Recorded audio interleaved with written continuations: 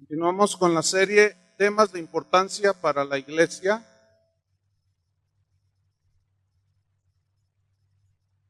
Hoy vamos a tocar un tema muy importante, porque es un tema que ha causado mucha inseguridad en la vida de muchos cristianos, y es acerca de, así con interrogación, el tema se llama maldiciones generacionales. Vamos a leer Juan capítulo 8, versículo 36. Dice así: así que, si el Hijo os libertare, seréis medianamente libres. ¿Así dice? Parece como que esta doctrina de las maldiciones generacionales es lo que pretende enseñar. Que tú recibes a Cristo, naces de nuevo, pero como que no está completo el asunto. Que todavía estás esclavo a que los demonios te hacen y te deshacen y no sé cuánta cosa. No, el versículo dice que si el Hijo os libertare, seréis verdaderamente libres. ¿Libres de qué? Del pecado. ¿Libres de qué? De toda maldición. Esta doctrina de las maldiciones generacionales es relativamente nueva. No es algo que los cristianos siempre han creído, no. Los mayores propagadores de esta doctrina son los predicadores de la prosperidad y de la confesión positiva, y ha causado mucha inseguridad en la gente.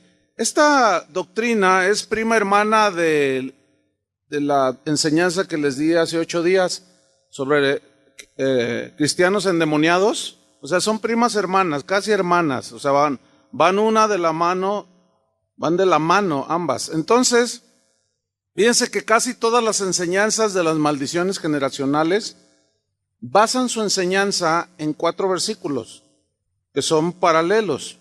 Es decir, Éxodo 20, no lo busque, Éxodo 20, versículo 5, Éxodo 34, 7, Números 14, 8 y Deuteronomio 5, 9. Y en esos versículos destaca la frase: visitará la maldad de los padres sobre los hijos hasta la 3ª y 4ª generación de los que me aborrecen. Y si usted busca Deuteronomio 5, 9, que es el versículo más usado, vamos a leerlo. Deuteronomio 5, 9. Este es el favorito de los que enseñan esa doctrina. ¿Ha oído usted alguna ocasión algo de esto, de lo que estoy diciendo? Que las maldiciones generacionales y que no sé qué, y que bueno, vamos a ver qué dice la Biblia.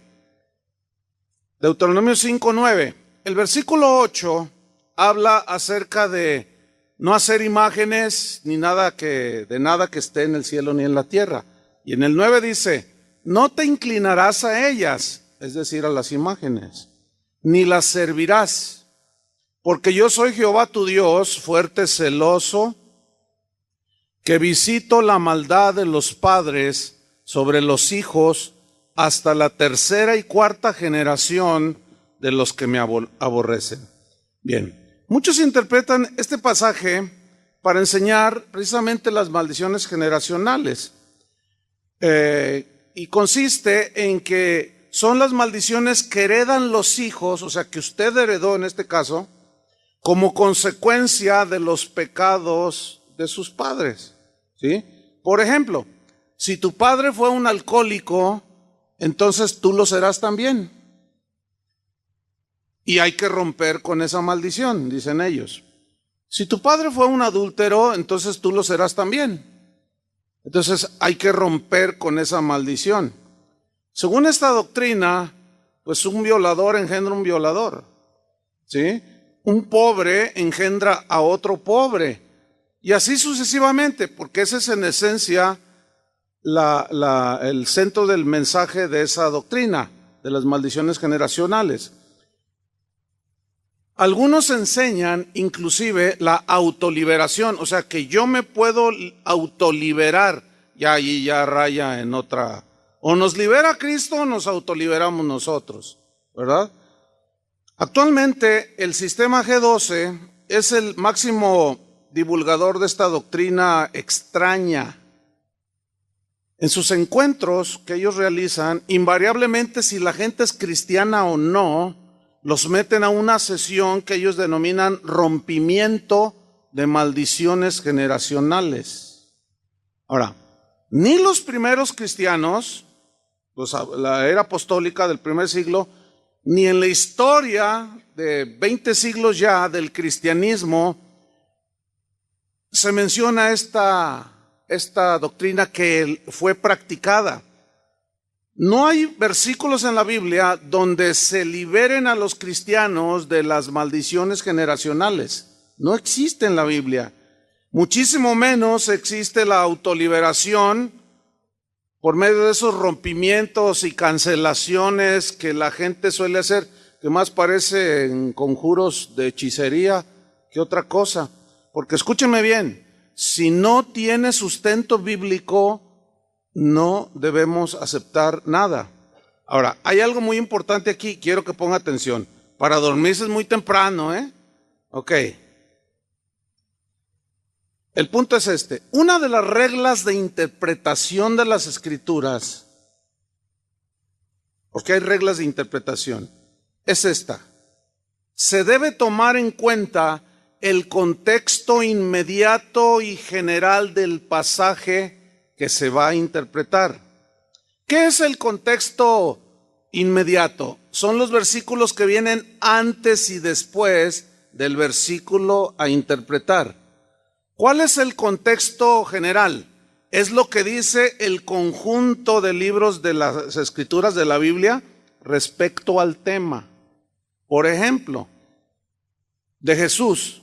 Bueno, no hay un solo versículo. ¿Qué dice la Biblia de Jesús en todo su panorama bíblico? Pues que Él es Dios, que Él es el Salvador. Entonces, ese es el contexto general. Ahora bien, les voy a poner un ejemplo para que vean cómo se puede tomar un versículo, así se lee y parece como que dice lo que el predicador dice. Y yo les voy a demostrar cómo al tomar en cuenta el contexto anterior y posterior y el contexto general, la Biblia habla solita. Ahí va el ejemplo, Proverbios 6, versículo 2. Proverbios 6, 2. Seguramente ustedes han oído eso de, por ejemplo, tú dices, ay, siento un dolor aquí, ay, Entonces alguien que cree en estas cosas te dice, no confieses, no digas, porque lo que dices recibes. ¿Has oído eso? No, tienes que hablar positivo, dicen, bueno, ahí va. Proverbios 6:2, y te citan este versículo. Te has enlazado con las palabras de tu boca y has quedado preso en los dichos de tus labios. Entonces, esto lo interpretan como esto. Si tú dices algo así como, es posible que me despidan del trabajo porque hay recesión y están haciendo recorte de personal. Entonces, uno de los que creen en la confesión positiva, te dicen, no, cancela esas palabras, porque lo que dices recibes y lo que dices te enlaza. Entonces te quedas preso en los dichos de tus labios y te van a correr del trabajo. Ahora bien, eso supone que si yo digo, no me correrán, a ver, dígamelo. No. Bueno, vamos al contexto inmediato de ese versículo para ver de qué está hablando cuando dice que te has enlazado en los dichos de tu boca. Solito habla. Ahí va. Versículo 1. Ese es el contexto inmediato. Hijo mío, hasta se van a reír algunos. Si salieres de fiador por tu amigo, si has empeñado tu palabra a un extraño, te has enlazado con las palabras de tu boca y has quedado preso en los dichos de tus labios. ¿De qué está hablando?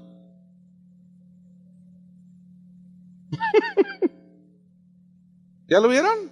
O sea, notaron que el contexto anterior y posterior, pues es obvio, nos dice, nos aclara de qué está hablando el versículo. Nadie que recibe una carta de un pariente de Estados Unidos comienza a leer la carta a la mitad. ¿Verdad que no? Porque si empiezas a leerla a la mitad, vas a leer donde dice que se cayó de la escalera y está en cama. Entonces, dices, ay Dios, y vas con tu mamá, ay, se cayó tu hermana allá en Estados Unidos. Pero luego dice, no, pero está bien, no, aquí dice, mira, aquí dice que está mal y que se rompió una pierna. Dice, no, pues eso hace 3 años, ya está bien. No, aquí dice, sí, ahí dice, pero lee toda la carta, mi estimado. Eso es exactamente el gran error que le sucede a muchos cristianos por leer la Biblia nada más así, un versículo, citar un versículo y no mirar el contexto anterior y posterior. Mire, este mismo versículo en la versión Palabra de Dios para Todos dice así: hijo mío, si te has hecho fiador de tu amigo o te has hecho responsable de la deuda de un extraño, eso es ser fiador, ¿no? Te comprometiste a dar tu palabra, tus propias palabras te atraparon. Dice el versículo 6, escapa de esa trampa como un venado escapa de su cazador, como un ave escapa de su jaula. En aquel tiempo no es como los tiempos de hoy. Cuando alguien salía fiador por otra persona era de palabra. Ahora tú escribes un pagaré y firmas fiador. Entonces, si tu compadre no pagaba, tú te comprometías. Bueno, si mi compadre no paga, yo pago. Entonces ya te estabas comprometiendo. Si contextualizáramos el versículo el día de hoy, sería: no firmes. Porque si tú firmas, ya te comprometiste. Rescata esa firma, libérate. ¿Por qué tienes tú que andar pagando las deudas de otro?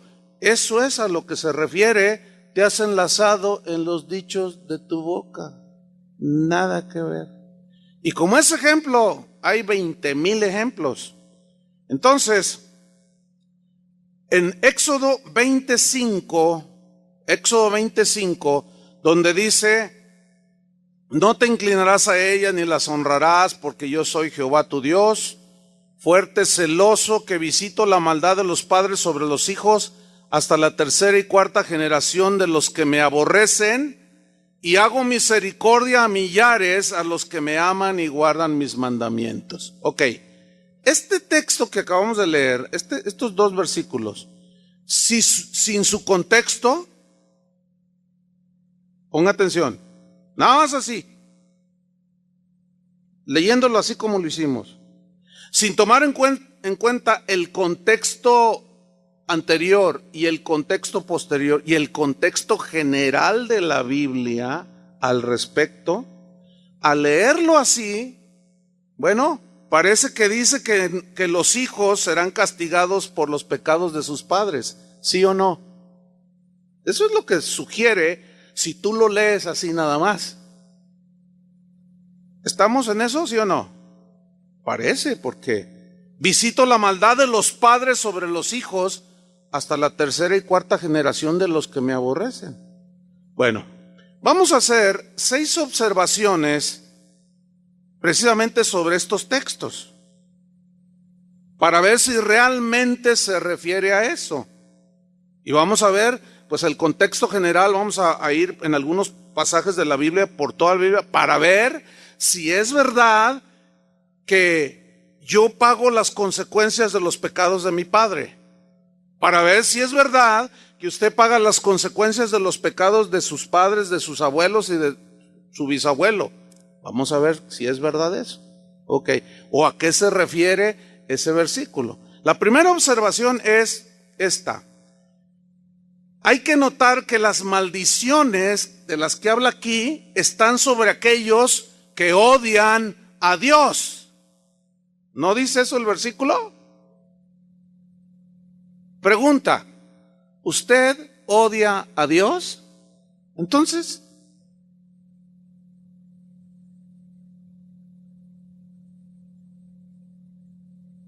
Ya, para empezar, ya fue el primer izquierdazo ahí. Un jab de izquierda. Porque, pues visita la maldad de los que le aborrecen. ¿Usted ama a Dios o lo aborrece? Ok, esa es la primera. En segundo lugar, la palabra visitar significa castigar en el hebreo. Es la palabra hebrea pakad, que significa castigar. Bueno, en segundo lugar, hay que notar que el castigo que está diciendo aquí para los que se postran sobre las imágenes no es para aquellos que aman a Dios. Ya está esto establecido, ¿no? ¿Para quién es ese castigo? ¿Para quién es ese castigo? Para los que lo aborrecen. Entonces, se argumenta, según esta doctrina de las maldiciones generacionales, que tu padre, tu abuelo o tu bisabuelo, esa es la cuarta generación, podían haber odiado a Dios. Entonces, supongamos que tu bisabuelo era brujo de Catemaco. Entonces, él no tenía una relación con Dios, él aborrecía a Dios. Entonces, según esta doctrina, tú vas a pagar las consecuencias y sobre tu vida vendrás, porque hasta la cuarta generación, y es tu bisabuelo, el brujo de Catemaco o aquí de San Martín, para no irnos tan lejos. Entonces, según esta doctrina, tú empiezas tienes una prueba, una tentación, un problema en tu vida, entonces el liberador de las generaciones, de las maldiciones generacionales te dice, no hermano, eso no es normal. Yo pregunto, ¿qué es normal en un cristiano? ¿Ser atacado o no? Bueno, para empezar. Y te empieza a decir, no hermano, eso no es normal. Hay de haber maldiciones generacionales sobre tu vida. A ver, ¿qué hacía tu papá? No, pues él era policía. ¿Y tu abuelito? No, pues ese hacía brujerías. Ahí está. Entonces lo que a ti te pasa, mira, pierdes el trabajo porque el diablo te surte. Y te empiezan a decir un montón de cosas que no están en la Biblia. Entonces te someten a una sesión de liberación y de rompimiento de las maldiciones generacionales. Porque tu abuelo, tu padre, tu abuelo, tu bisabuelo, porque es cuarta generación, pues odiaba al Señor. Y eso te hace merecedor indiscutible de las maldiciones generacionales. Bueno, seguimos adelante. Si esto fuera así, como dice esta doctrina, entonces, pongan atención, entonces el versículo habla, fíjate lo que habla el versículo 6, dice que visita la maldad hasta la cuarta generación, pero el versículo 6 dice, hago misericordia a millares a los que me aman y guardan mis mandamientos. Es decir, que si tu bisabuelo fue un brujo, pero tú te conviertes a Cristo y amas a Dios, ¿aún así vendrán las maldiciones y las consecuencias? Pues no, es evidente que no. Ahora bien, si así fuera, supongamos que sí se heredan y que tú tienes que recibir esas maldiciones, pero tienes que romperlas, entonces hay que voltear la tortilla. Y en ese mismo argumento diríamos que la misericordia de Dios entonces visitaría también a miles de generaciones de los que le aman, porque eso dice el versículo, ¿no? Ahora, quiero notar una cosa. La frase hago misericordia a millares significa 1000 generaciones. Hay muchas Biblias que ya lo traen traducido así. Por ejemplo, la palabra de Dios para todos dice, pero también mostraré mi misericordia por 1000 generaciones a los que me aman. Ahora, supongamos que, imagínate, 1000 generaciones. ¿Tú crees que en 1000 generaciones no debió de haber un antepasado? Porque ya nos vamos a remontar a lo mejor hasta Enoc, Moisés, ¿sí o no? Porque de allá venimos todos. Bueno, seguramente algunos de nuestros antepasados en las 1000 generaciones pues amó a Dios. ¿No creen que sería posible? Entonces ya la misericordia, pórteme como me porte, sea un transo mentiroso como mi abuelo o mi tatarabuelo amó a Dios, entonces eso se supone que ya voy a recibir yo la misericordia de Dios. ¿Verdad que no? ¿Sí o no? Están muy pensativos. Pues es obvio que no. O sea, no es automático. Ni porque mi bisabuelo, porque yo me porto bien, mis bisnietos ya tienen asegurada la bendición de Dios. No. Y si yo me porto mal, tampoco las maldiciones los van a alcanzar a ellos. ¿Por qué? Porque si ellos se acercan a Dios y se convierten, ¿qué? Entonces ya estamos viendo que eso está medio enredado, ¿sí? La versión Nueva Internacional, la versión católica Nácar Colunga también traducen 1000 generaciones. El punto es este, miren. La comparación que hace de 1000 generaciones y 4 generaciones maldiciones y 1000 generaciones no tienen comparación. Entonces, ¿por qué hace esa comparación de 1000 generaciones? ¿Cuál será el propósito de ese texto? Mostrar que la misericordia de Dios es más grande, que Dios no quiere que ninguno perezca, sino que todos se arrepientan, que su paciencia es más grande, que su infinita misericordia es muchísimo más grande que el querer hacer juicio. Entonces, el que se convierte recibe toda la misericordia de Dios. Y en ese momento que se convierte, ¿qué? Pues su vida cambia. ¿Estamos? Ahora, el tercer punto que yo quiero resaltar es este. Según la doctrina de las maldiciones generacionales, ponga atención, son originadas y ejecutadas por Satanás, según la doctrina. Porque dicen, no, pues es que mira, tú eres alcohólico, eres adúltero, eres tranza, todo esto te pasa porque tu abuelo, tu padre, todo esto eran ellos. Entonces el diablo te agarró, te dicen. Entonces, pongan mucha atención. La interpretación que las maldiciones generacionales son originadas y ejecutadas por Satanás es totalmente erróneo. El texto es claro, vayan otra vez a Deuteronomio. Vamos a Éxodo. A Éxodo, está bien, es el mismo punto. Éxodo 20, versículo 5. Ahora, fíjense. Yo soy Jehová tu Dios, fuerte celoso, que visito la maldad de los padres sobre los hijos. O sea, aquí, en este punto, es claro que el versículo nos dice que el que maldice al pecador y como consecuencia le vienen las consecuencias de ser maldito por Dios. ¿Qué dice el versículo? ¿Quién es el que maldice? ¿Dios o Satanás? A ver, véanlo en su Biblia, no me ven a mí. ¿Quién es el que visita, el que castiga la maldad de los padres sobre los hijos hasta la tercera y cuarta generación? Dios. Ahí está otra mentira. No es el diablo. ¿Lo están viendo, sí o no? Porque los que enseñan esa doctrina aseguran precisamente que es Satanás el que hace valer esas maldiciones. Entonces el diablo te hace como quiere y por eso reprenden al diablo, atan al diablo, echan fuera demonios y hacen muchas cosas. Ahora, les voy a hacer una pregunta. Si Dios es el que maldice al pecador, ¿quién puede romper la maldición que Dios da?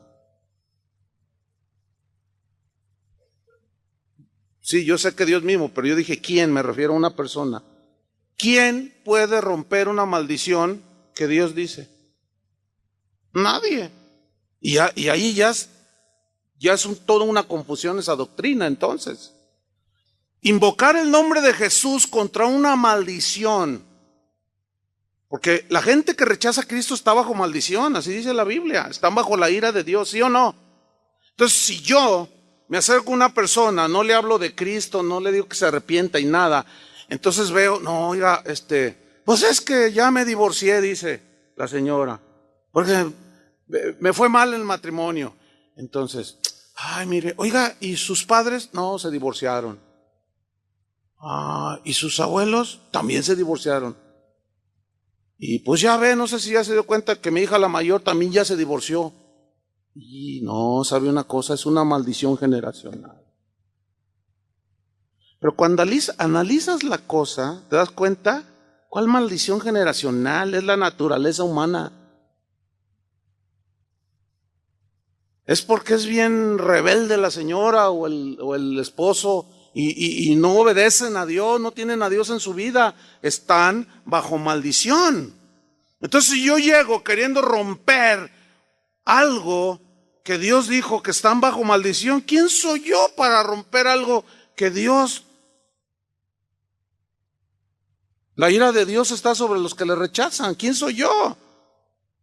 Entonces, invocar el nombre de Jesús contra una maldición que el Padre dijo, pues es totalmente irracional. Es ponerte, imagínate a Dios, mientras Dios dice que su ira está sobre los que le aborrecen, tú llegas y dices, no, yo rompo esa maldición. ¿Qué te crees?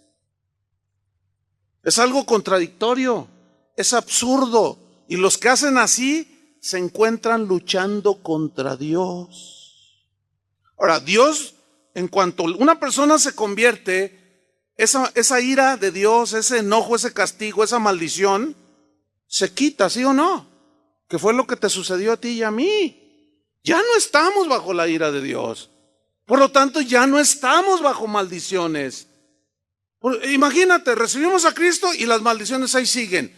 ¿Eso significa que las maldiciones son más poderosas que Cristo?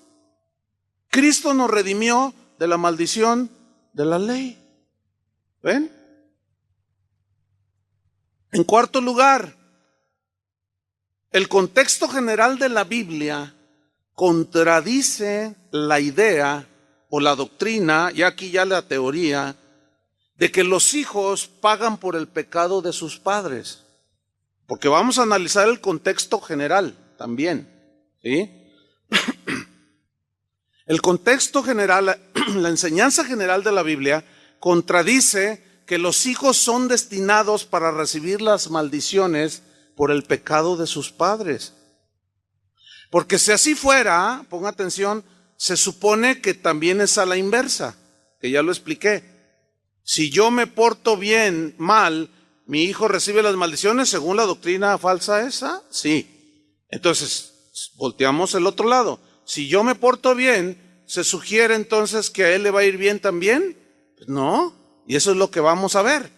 Porque si usted tuvo un padre, un abuelo o un bisabuelo que amó a Dios, ¿usted heredará las bendiciones generacionales automáticamente? No, como tampoco lo otro. Y vamos a ver. Vamos a ver en la Biblia. Si funcionara esto de las maldiciones generacionales como ellos dicen, pregunto, ¿por qué los hijos de Samuel, que amó a Dios, nadie puede discutir que era un hombre de Dios, ¿por qué no recibieron las bendiciones generacionales, puesto que tuvieron un padre piadoso? Vamos a ver ahora el contexto de las Escrituras para echar por tierra esta falsa doctrina que a muchos los tiene así, ay, es que estoy atado a la maldición, estoy atado a la maldición. Entonces, si el Hijo os libertare, seréis medianamente libres. Vamos a 1 de Samuel capítulo 12, versículo 3. 1 de Samuel 12, versículo 3.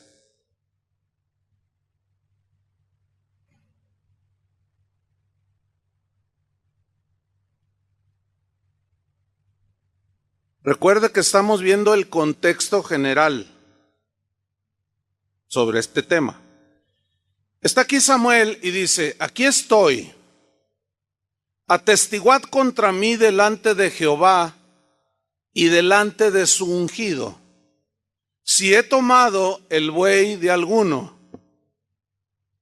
si he tomado el asno de alguno, si he calumniado a alguien, si he agraviado a alguno, o si de alguien he tomado cohecho para cegar mis ojos con él, y os restituiré. Entonces dijeron: nunca nos has calumniado, ni agraviado, ni has tomado algo de mano de ningún hombre. ¿Quién era Samuel? Era un hombre de Dios, era íntegro, honesto, amaba a Dios con todo su corazón. Entonces, según la doctrina de las maldiciones generacionales, pues dice que Él visita la maldad de los padres sobre los que hacen el mal. Pero los que aman a Dios, hasta 1000 generaciones, los visita con su misericordia, ¿no? ¿Qué se entiende? Ya lo expliqué, que es para resaltar la misericordia. Porque si así fuera entonces, 1 Samuel 8, ¿por qué sucedió esto? Acuérdense que es muy temprano para que se duerman los de allá arriba, ¿eh? No se duerman. Acaban de despertar y ya están otra vez dormidos, hermano. Acuérdense que cuando digo los de allá, es que son los de acá. No te estén durmiendo, ¿eh? Y cuando digo los de acá, son los de acá que están durmiendo. Los de acá, los del centro no se duermen, por eso no les digo nada. 1 Samuel 8, versículo 1. ¿Ya lo tiene? Aconteció que habiendo Samuel envejecido, puso a sus hijos por jueces sobre Israel.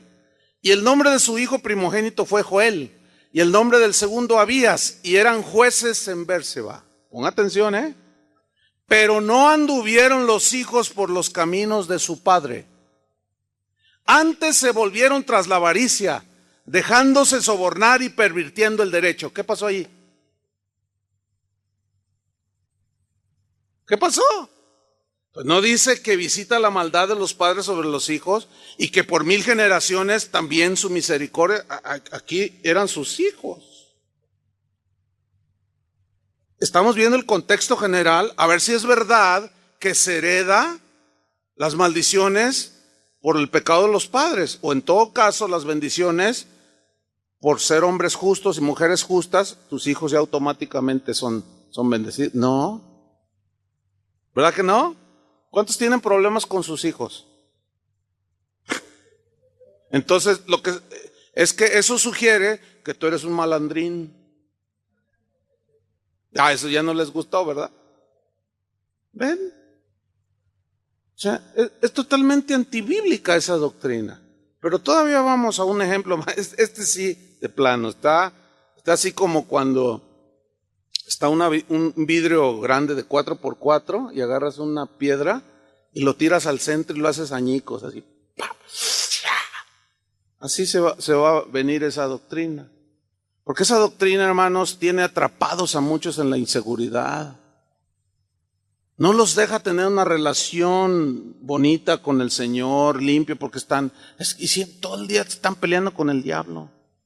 Y siempre están, es que la madre, y yo cancelo, y luego estás, ay, ¿qué más haría mi abuela? ¿Qué más haría mi abuela?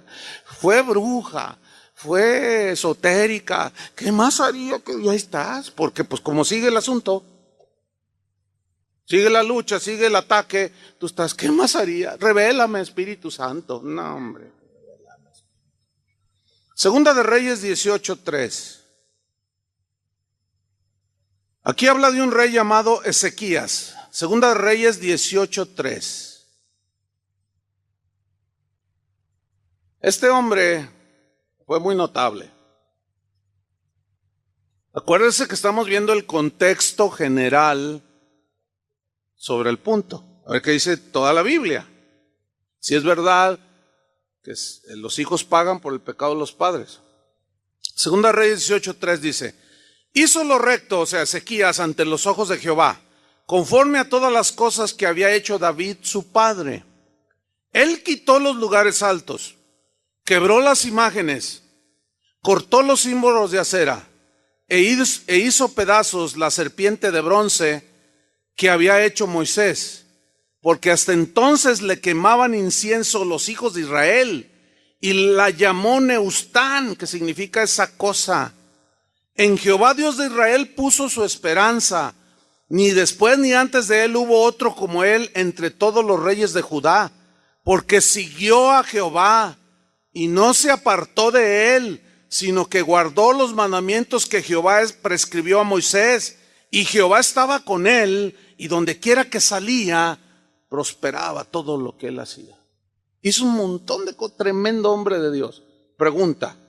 Según la teoría, y ahorita diríamos casi la herejía, de la doctrina de las maldiciones generacionales, los hijos de Ezequías debían de ser tremendos hombres de Dios, ¿sí o no? Bueno, vamos a ver. Segunda de Reyes 21, versículo 1.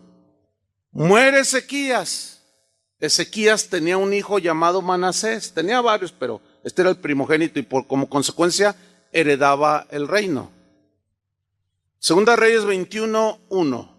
Entonces mira, toda la herencia que él tuvo de un hombre temeroso de Dios, vamos a ver qué pasó con Manasés.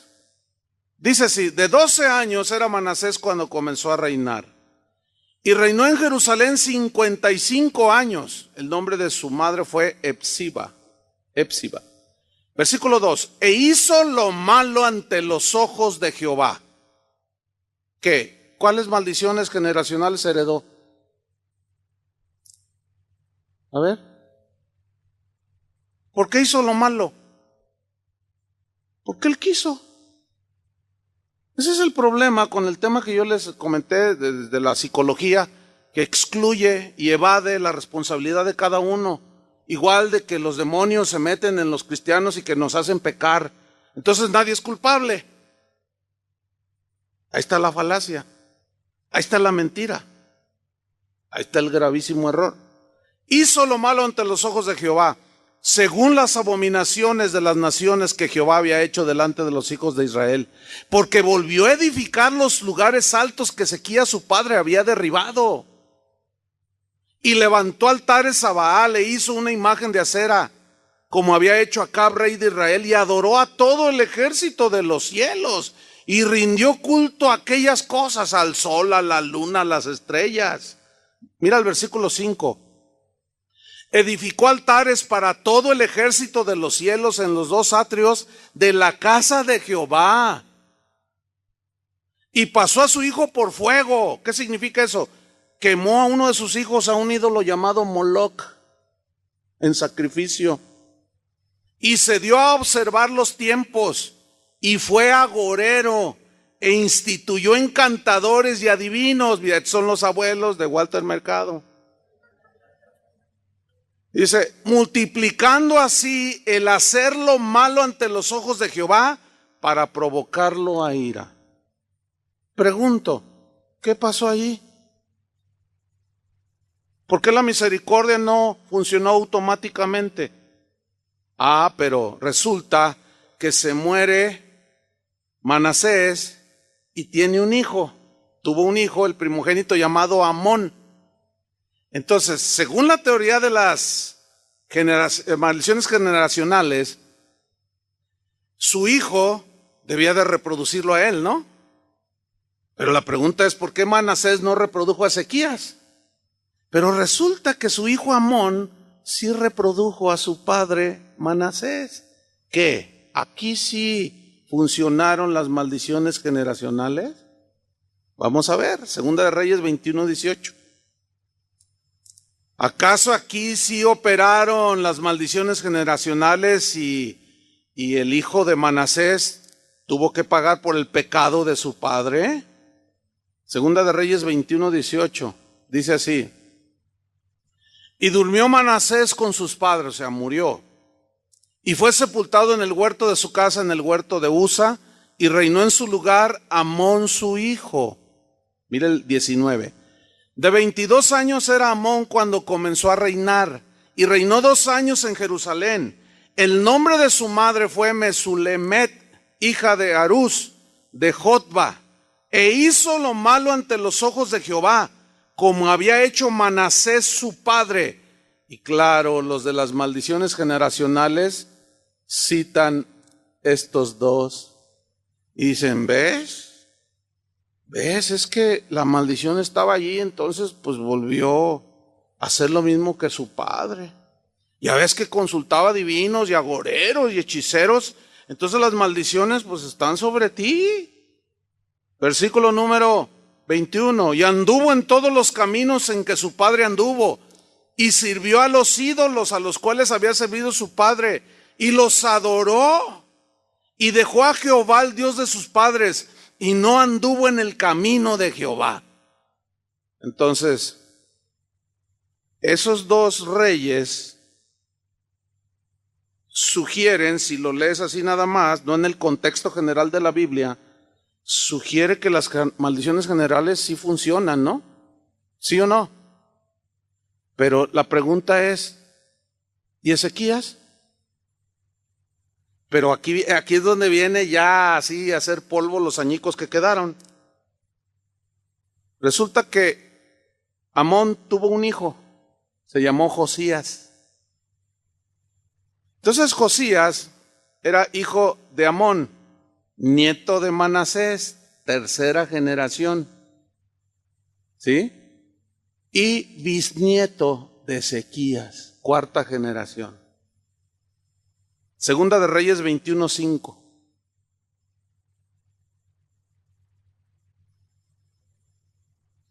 ¿Dónde se rompe eso que Dios dijo? Visitaré, si te inclinas a ellos, visitaré la maldad de los padres hasta la tercera y cuarta generación. ¿Dónde se rompe? Ahí va. Segunda de Reyes 21:25. Los demás hechos de Amón, el hijo de Manasés, ¿no están escritos en el libro de las crónicas de los reyes de Judá? 26. Y fue sepultado en el sepulcro del huerto de Usa, y reinó en su lugar Josías, su hijo. Versículo 2. E hizo lo recto ante los ojos de Jehová, y anduvo en todo el camino de David, su tatarabuelito. ¿Entienden? Sin apartarse a derecha ni izquierda. Versículo 20. Si usted lee todo el capítulo, léalo de tarea. Pero ahí dice todo lo que hizo Josías. Fue un rey realmente, mire, restauró el servicio al templo, sacó todos los ídolos que había metido su papá y su abuelo, que había sacado su bisabuelo, y él volvió a limpiar la casa del Señor. Les dijo a los sacerdotes que enseñaran la ley.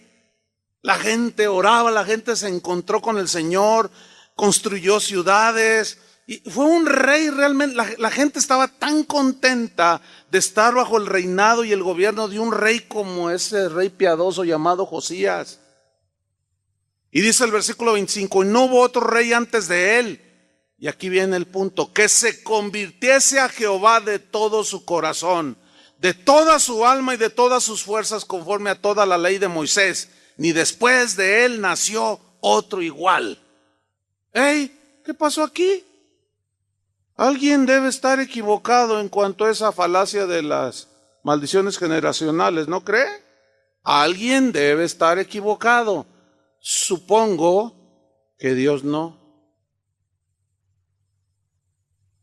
A mí se me hace como que, no sé qué piense usted, pero a mí se me hace como que la Biblia explica claramente sobre el tema.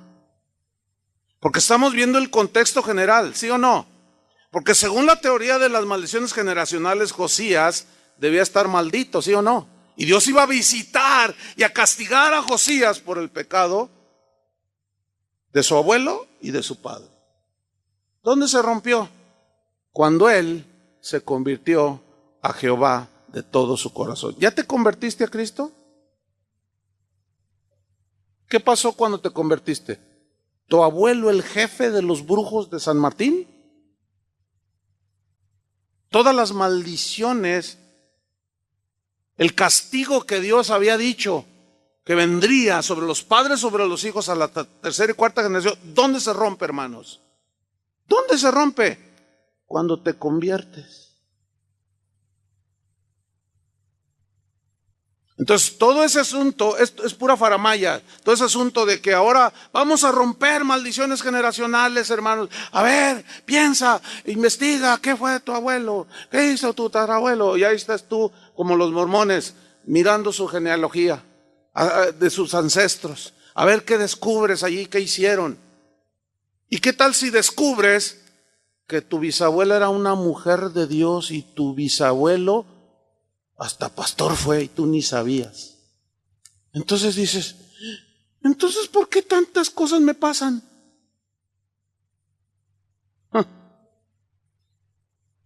Entonces la pregunta es, ¿por qué no heredó las maldiciones generacionales correspondientes, Josías, por el pecado de su papá y de su abuelo? ¿Por qué? ¿Qué le pasó a esas maldiciones? Simplemente no existen. ¿Por qué? Porque cuando la gente se vuelve a Dios, todo aquello es anulado. ¿Sí o no? Respiren hondo, porque todavía no acabamos. El quinto punto para considerar es la declaración de Jesús aquí en Juan 9:1. Ahora ya estamos, acuérdense que estamos viendo el contexto general de la Biblia al respecto de que si es verdad que los pecados de mi padre, yo voy a recibir maldiciones por los pecados de mi papá, de mis abuelos, etc. El quinto punto es el siguiente. Juan 9:1, ¿ya lo tiene? Vea lo que dijo Jesús. Al pasar Jesús, vio a un hombre ciego de nacimiento. ¿Cómo estaba? Nació ciego. Ok. Versículo 2. Y le preguntaron sus discípulos diciendo, Rabí, ¿quién pecó? ¿Este o sus padres para que haya nacido ciego? Yo quiero que pongan mucha atención. Los discípulos creían que las adversidades, las enfermedades y el nacer ciego era consecuencia del pecado personal o consecuencia del pecado de sus padres. ¿Sí o no? Parece que también ellos no entendían muy bien el asunto. El punto es este. ¿Quién pecó, este o sus padres, para que haya nacido ciego? Ellos esperaban la respuesta de Jesús. No, pues sus padres, por eso nació así. O su propio pecado lo tiene así. Y miren la respuesta de Jesús. No es que pecó, ni los padres, sino para que las obras de Dios se manifiesten en él. A ver, ¿alguien me quiere explicar eso? O sea, cuando dice no es que pecó ni sus padres, no significa que no hayan pecado. Lo entienden, ¿verdad? Significa que no es una consecuencia de haber pecado ni él ni sus padres. Entonces allí Jesús está aclarándonos todavía más de que está muy mal entendido Deuteronomio 9:5 o 5:9 y Éxodo 20. ¿Ya me estoy explicando? Este es el punto. Porque resulta con que tienes una situación que te aflige y lo primero que dices, ¿qué hice? Bueno, la pregunta es válida, vamos a poner que es válida. ¿Qué hice para que me pasara esto a mí? Bueno, probablemente tu vida es recta, pero esa no es la pregunta correcta, eso es producto de la ignorancia. Porque entonces se supone que si hiciste algo, es porque por eso estás en esa situación, ¿no? Entonces ya no preguntas. Porque dices, no, pues estoy así porque me porté mal. Aquí es donde está la confusión, pongan atención.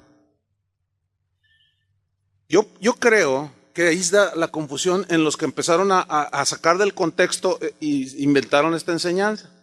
El problema está en esto, en que como cristianos o no cristianos, vamos a poner a los cristianos, nosotros. Vivimos en un mundo natural, físico, ¿sí o no? Bueno, tenemos un cuerpo débil que se enferma, ¿sí o no? Ok, la enfermedad definitivamente es consecuencia del pecado, porque así no nos hizo el Señor. Se debilitó este cuerpo. Ahora bien, como ya está debilitado, por eso este cuerpo tiene que morir y Dios va a resucitar un cuerpo glorificado. Ya no sujeto a las leyes de este mundo, ya no se va a enfermar, ya no va a sentir dolor ni tristeza. Pero aquí, hermanos, aunque tú camines con el Señor así bien recto y le saludas a alguien que trae una gripe tremenda, te puede contagiar el virus, ¿sí o no? Claro. Y luego los hermanitos, esos valentones, ¿verdad? ¿Se acuerdan cuando el gobierno dijo que no se debían de hacer reuniones públicas porque el HN1 andaba allí suelto? Entonces, bueno, ese fue un decreto del gobierno y nosotros no lo hicimos. Y los hermanitos valentones dijeron, les faltó fe. Confunden todo. Confunden todo, ¿sí o no? Cómete todos los días una torta de carnitas, todos los días en la mañana, todos los días, por fe. Cómetela por fe. ¿Sí? ¿Qué te va a pasar? Te vas a llenar de ácido úrico que olvídalo. Y tú puedes andar caminando bien con el Señor, pero este cuerpo, hermanos, es bien débil. Entonces, asumen estos hermanitos que los ataques, los problemas de la vida son producto de las maldiciones. Cuando, escúchenme bien, muchas veces nuestras conductas erradas, Dios disciplina. Y ahí es donde te puede cortar el trabajo para meterte en una situación apremiante para tratar contigo. Pero aquí viene otra vez más confusión en la mente de esos hermanos. Dicen, no, es que Dios no puede hacer eso contigo. Ah, no. ¿Y qué hizo con Jonás? ¿Y qué hizo con José? ¿Y qué hizo con tantos? ¿Qué no permitió Dios todo eso para la postre cumplir su propósito? ¿Qué nosotros tenemos qué privilegios que no tuvo ni David, ni Pedro, ni Pablo? Ay, somos super cristianos, ¿verdad? ¿Creen ustedes eso? Y aquí es donde está la confusión. La confusión está también en que hay un mundo, hay un Satanás y hay demonios que tientan nuestra concupiscencia, ¿sí o no? Pero también nosotros, nuestra propia concupiscencia. Luego pecamos. Dios puede disciplinar esa indisciplina nuestra. ¿Están de acuerdo con eso? Pero no son las maldiciones generacionales, hermano. Escúcheme bien. Mi bisabuelo fue alcohólico. Mi abuelo fue alcohólico. Mi padre fue alcohólico. Yo me inicié en el alcohol bien rápido, muy joven. Escúcheme bien. Cuando yo me convertí, ¿qué pasó? No soy un alcohólico. Pero, escúcheme bien, ahí está el asunto. O alguien puede ser marihuano, el bisabuelo fue marihuano, el padre, el abuelo, y tú también eres marihuano. Que pues es algo natural, dijo uno, ¿eh? Es algo natural. Es de lo mismo que Dios dio, es de la naturaleza. Cada cosa que saca la gente, ¿no? Entonces, tú te conviertes y en ese momento se te quita todo eso. Dios te libera. Tienes la fuerza para decir no a los cigarrillos de marihuana. Pero ahí sigue la tentación. ¿Sí o no? Entonces, fíjate bien. Si andas con amigos que fuman marihuana, te van a ofrecer uno, ni modo que te ofrezcan un libro de John MacArthur. Entonces, tú andas con ellos, tú tuviste esa debilidad. ¿Cuál es lo prudente allí? Apartarte de ellos, ¿sí o no? Ah, pero resulta que andas con ellos y caes, y vuelves a caer, y vuelves a caer. Entonces llegas a un lugar donde le dices al pastor que cree en estas cosas, y tú le dices, es que hermano, sigo esclavo a la marihuana, sigo esclavo. No, entonces, a ver, ¿cómo tu papá? No, pues era marihuano. ¿Y tu abuelo? No, pues él le enseñó a mi papá. Y pues yo los vi a los dos. ¿Y tu bisabuelo? Pues él la sembraba. Entonces el pastor de volada, ¿verdad? Pone la posición del liberador, ¿no? Vamos a romper las maldiciones que es una maldición que está sobre tu vida. Vamos a romperla. La Biblia dice, donde están dos o más reunidos y se ponen de acuerdo, El Señor hace lo que uno le... Y otro versículo fuera del contexto, nada que ver. Total, se ponen de acuerdo y le llaman a otro y empiezan: cancelamos la maldición de la marihuana, rompemos en el nombre de Jesús esta maldición. Y el otro se sacude y se cae y todo el rollo y ya sale y se siente victorioso. El domingo y el jueves ya hacen marihuana otra vez. ¿Qué pasó? ¿Qué pasó? ¿Qué pasó? Es su debilidad, ¿entienden? Es su concupiscencia. ¿Cómo nos gusta echarle la culpa al abuelo y al bisabuelo? Se fijan, por eso yo dije que lo que he enseñado de la psicología y de los cristianos endemoniados, que no los hay, son primos hermanos de esta doctrina. Ya salieron triatres ya estos. Jesús dice, este ciego, él aseguró que el ciego no estaba pagando por los pecados de su padre. ¿Estamos, sí o no? Ni siquiera por los de él. Jesús dijo que Dios en su soberanía había permitido que este hombre naciera ciego para manifestar su gloria, porque cuando Cristo pisó esta tierra demostró que era el Hijo de Dios. Y mira el dominio y el control. Permitió que naciera ciego. ¿Para qué? Para que la gloria de Dios se manifestase en él y lo sanó. Eso ya echa por tierra. Pero miren, aquí con esto, ya por si alguno todavía, porque algunos me empezaron a mirar así como con... Ay, porque, bueno, hermano, hay algunos que les encanta seguir atrapados en las maldiciones. ¿Qué inconsistencia, qué cosa tan lamentable. Ayer que estaba predicando esto a los que vienen el sábado, los sabatistas, ustedes son domingueros, pero son domingueros tempraneros. Que estaba enseñando este tema, algunos me empezaron a ver así como, y así, hacían eso así como que no. Y dije, ¿a ti te gusta seguir en las maldiciones generacionales? Parece como que les gusta. Pero a ver qué, esto ya es el acabose para esa doctrina. Ahí va, Ezequiel 18:1. Vamos rápido. Ezequiel 18:1. Aquí ya de plano, el que no entiende es porque de plano pues se quiere quedar con la maldición de su abuelo. Ezequiel 18:1. Vamos a ver, estamos viendo en el contexto general si los hijos pagan por el pecado de los padres, ¿ok? Vamos, Ezequiel 18:1. Dice así: vino a mí palabra de Jehová diciendo, o sea, Ezequiel dice esto. Pongan atención. ¿Qué pensáis vosotros, los que usáis este refrán sobre la tierra de Israel? Que dice el refrán: los padres comieron las uvas agrias y los dientes de los hijos tienen la dentera. ¿Qué significa la dentera? Que se les destiemplan los dientes. Eso significa. O sea, fíjate lo que está diciendo.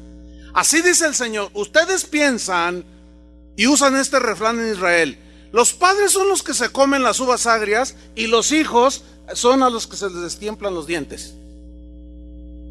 En otras palabras, yo me como la piña agria y mi hijo está...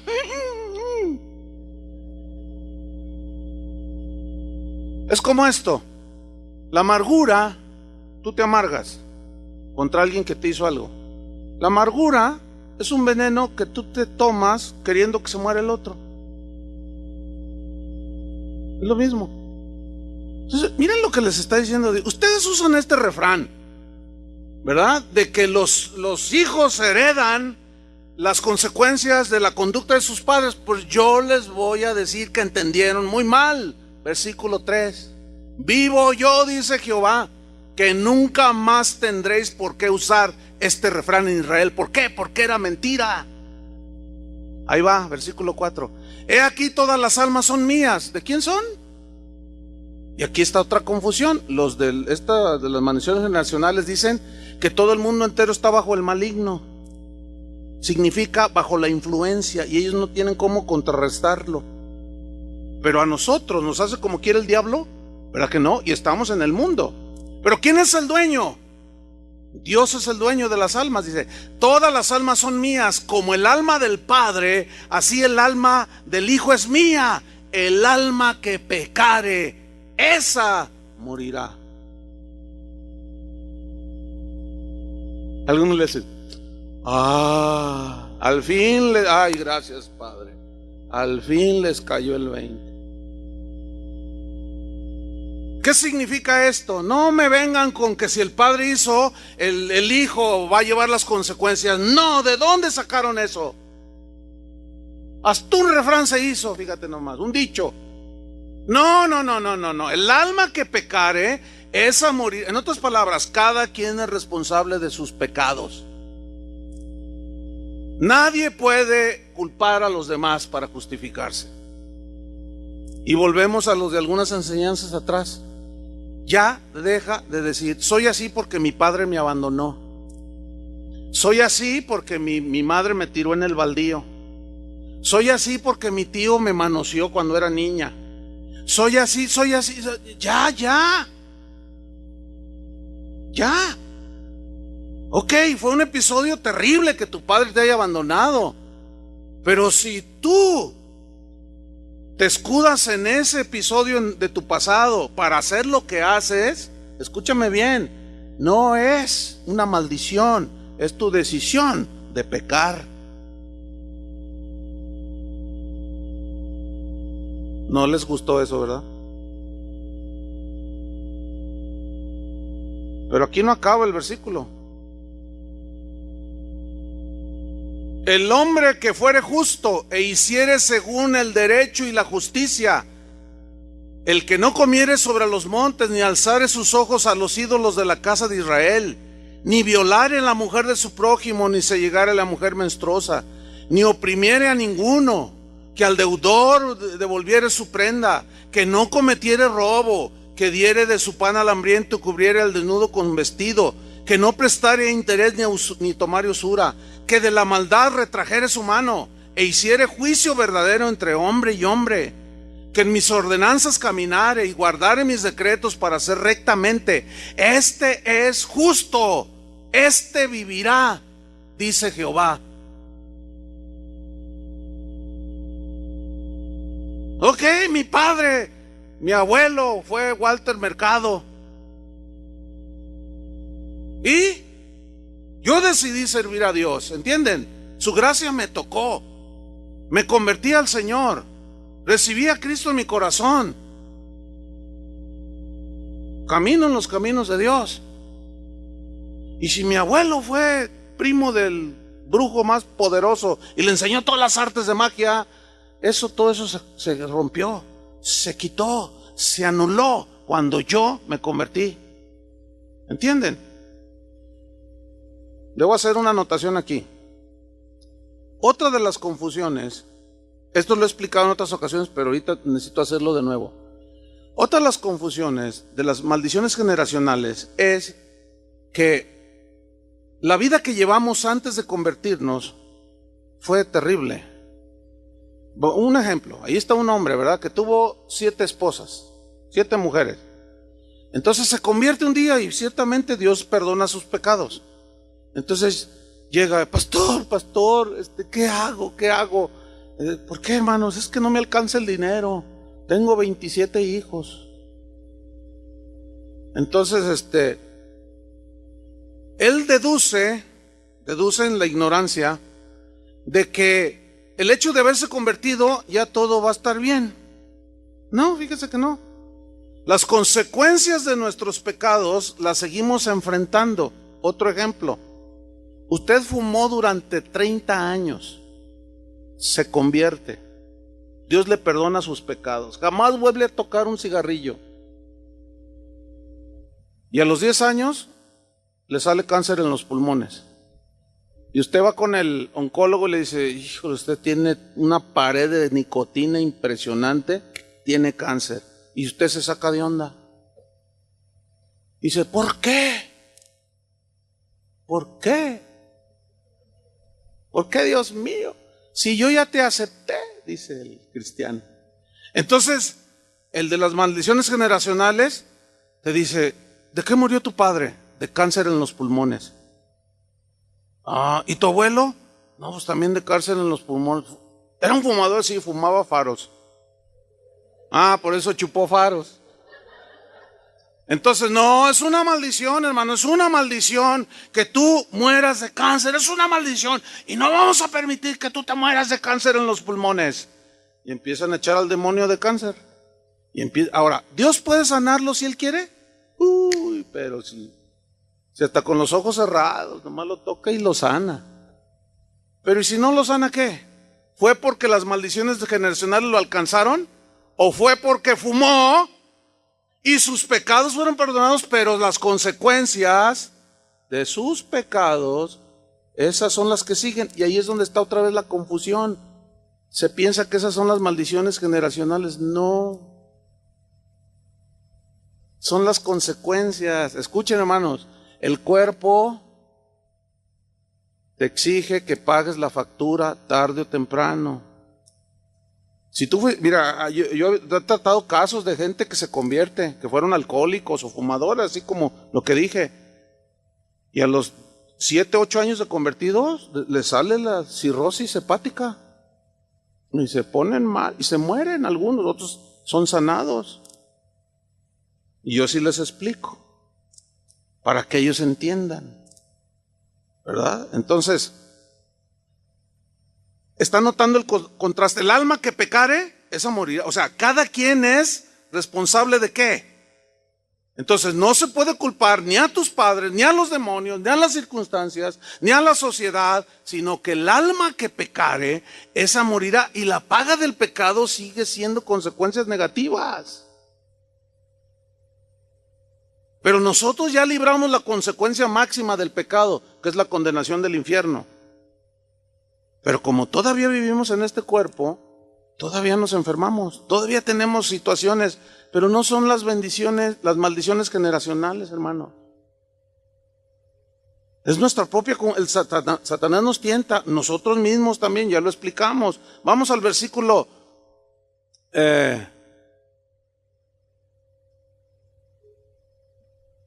¿en cuál nos quedamos?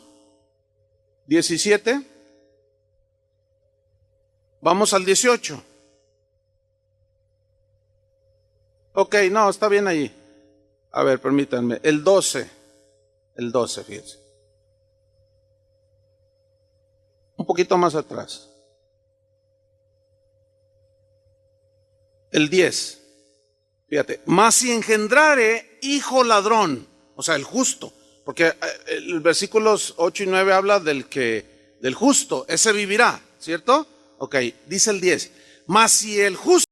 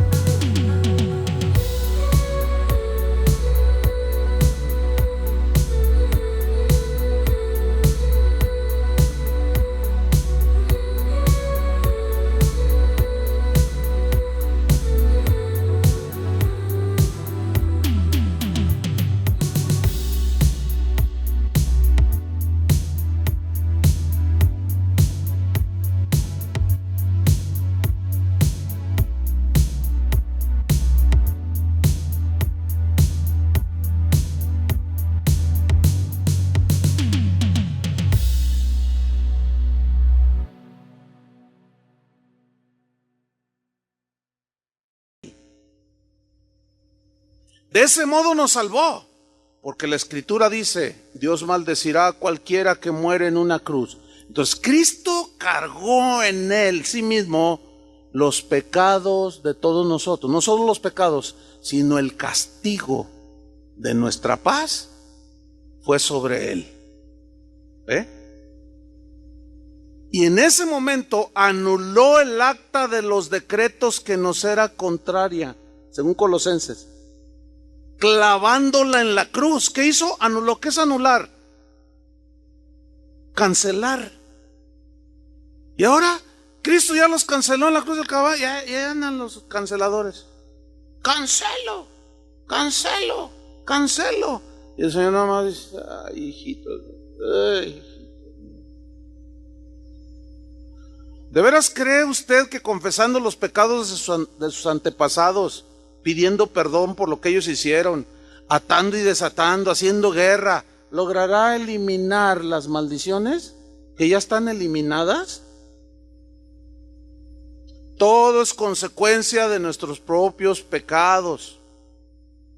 Pero en Cristo hemos recibido la misericordia por 1000 generaciones. Está hablando de la grandeza y de la extensión de la misericordia. Por su misericordia fuimos salvos, dice Tito. Entonces, cuando nos aceptamos a Cristo, recibimos ¿qué? Misericordia, no maldición, hermanos, por el amor de Dios. Tenemos la victoria en Jesús. Ya fuimos rescatados y liberados de la maldición de la ley. Además, ¿qué poder tengo yo para romper maldiciones? Y en el caso ya de nosotros, ¿sería necesario hacer eso? No. Entonces, hermanos, alguien puede decirme a mí, preguntarme, oiga pastor, ¿entonces usted no cree que Dios pueda liberar a los cautivos? Hermanos, por el amor de Dios, por supuesto que creo. Pues los estoy viendo en ustedes, ¿cómo no voy a creer? Yo creo lo que Jesús dijo, el Espíritu del Señor está sobre mí, por cuanto me ha ungido para dar buenas nuevas a los pobres, me ha enviado a sanar a los quebrantados de corazón, a pregonar libertad a los cautivos y vista a los ciegos, a poner en libertad a los oprimidos, a predicar el año agradable del Señor. Pregunta, ¿quién nos libera de la cautividad? ¿Cristo o el libertador de las maldiciones generacionales? ¿Quién nos libera de la ceguera espiritual? ¿Quién es el que nos libera de la opresión? Cristo en su obra en la cruz. La cruz de Cristo, la obra de Cristo en la cruz es suficiente y completa. A eso se refirió Jesús cuando dijo, conoceréis la verdad y la verdad os hará libres. Así que si el Hijo os libertare, seréis verdaderamente libres. Hermanos, disfruten su libertad, disfruten su comunión con Dios. Pero si alguno hubiere pecado, tenemos abogado para con el Padre, y volvemos a restablecer la comunión con Dios. Y cuando te venga una enfermedad, no digas que es la maldición. Puede ser una disciplina, puede ser causa, sí, de la desobediencia. Pregúntale a Dios. Pero también puede ser una prueba. Pero eso de las maldiciones ya no sobre nosotros. Los que los quieran tener, pues que las disfruten, porque parece como que les gusta. Hermanos, les voy a decir una cosa. Debo confesar que yo la primera vez que escuché esta doctrina fue hace más de 30 años. Como unos 34. Yo tenía 1 año de convertido. Y debo confesar que me la tragué. Pero empezando por el pastor y los líderes en la iglesia donde yo estaba. Se la tragaron todos. Porque trajeron a esta gente y empezaron a liberarnos de las maldiciones. Y empezaron, a ver, tú tienes antepasado. Y me empezaron a hacer la onda esa freudiana. El análisis o ¿cómo le llaman? Psicoanálisis. Y bueno, y a ver, ¿cómo te sientes? No, pues bien. A ver, cuéntame de tu niñez. Y luego ya, a ver, cuéntame de tus padres. Y cuéntame de tu abuelo. Y bueno, salieron 2, 3 brujos ahí. ¿En serio? Pero déjame decirle, esos 2, 3 brujos hoy son cristianos. Entonces, no, pues sí, no, pues entonces mira, sobre ti hay maldiciones. Y yo me asusté.